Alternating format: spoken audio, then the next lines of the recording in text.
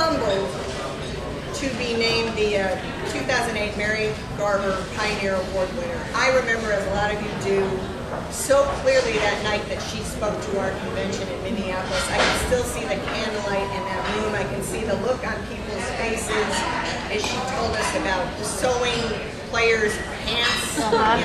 She was a fabulous person, and to be associated with her in any way is an honor. I think most of you know by now, I grew up in Milwaukee. I really have no business being a sports writer. My dad was a baseball fan, but not a passionate one like Christine's dad.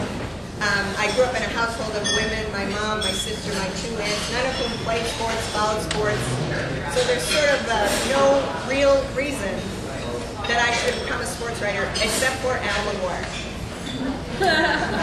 Al McGuire was the coach at Marquette University.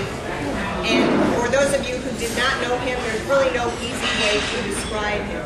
Marquette at the time was like Duke now, just an extraordinary college basketball program that won all the time.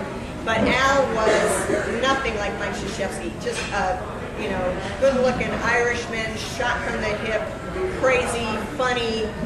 And I, as a kid growing up, wanted to be part of that. And I was not the cheerleader type. I wasn't going to be able to pursue that avenue. But I decided that maybe because I knew the difference between man-to-man and zone defense, that maybe I could be a sports writer. This is in 1976, so it's not, it's, for those of you now who are used to walking into press rooms where there are other women, 1976 at a Catholic school. But Al, of course, was so wacky that he thought, okay, yeah, bring it on, this is great. And I said to him, what do you want to do about the locker room?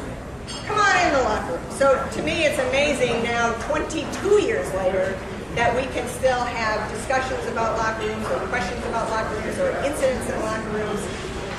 I guess I wish everybody had had the insight that Al had 22 years ago. 32. I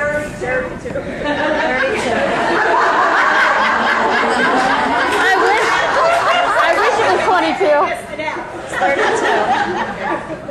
Okay, 32 years old.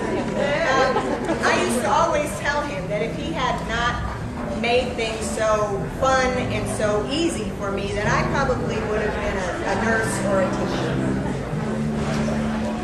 Is this the... It's background music. It's for effect. Okay. But of course, I did become a sports writer, and I have had a career that I never dreamed of as a child. I've traveled the world. I have met an incredible amount of amazing people, many of whom are in this room. I remember everybody talks about that other story in Australia with Amy, but I remember going to look for Starbucks in Sydney. I remember sitting with Michelle Kaufman and Dave Barry in a white plastic poncho in Norway. I remember cheering like a fan, which I always told people I would deny, when Muhammad Ali lit that torch in Atlanta. These things are beyond what a child dreams of. So I hope for you young ladies that you all get to experience some sorts of these sort of things in your career. So in many ways I've already been rewarded, but it's something special nowadays to be recognized for your experience, because experience is something that is no longer valued in our professions. When we have newsrooms that don't have room for people like Tracy Dodds, Julie Ward, Michelle Himmelberg, Steve Ashford, we're not better off. When buyouts lose not only our number, but our collective knowledge and understanding of how things are supposed to work, we're not better off. When we're so eager to embrace the future that we forget about the past and those who helped us get here, we're not better off. But also serves as a beacon of light in that area. For more than 20 years,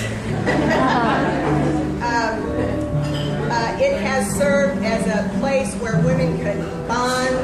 20 years ago it was formed because we were new to the profession and we needed each other to get through it. Now know it's a place where women of all ages, can share all their experiences, whether many or few. It's the one place where it feels good to be, I'll use the term, seasoned. And actually getting through this without my reading glasses, you'll all find this out. It's the one place where a few gray hairs or a couple more wrinkles just mean another wild story in the island of peace.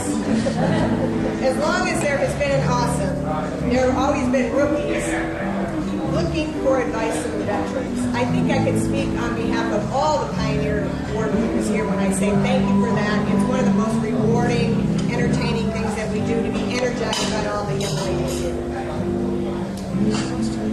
So, it is with great humility that I accept this award on behalf of all those who have gone before me and whose experience and friendships have enriched my life and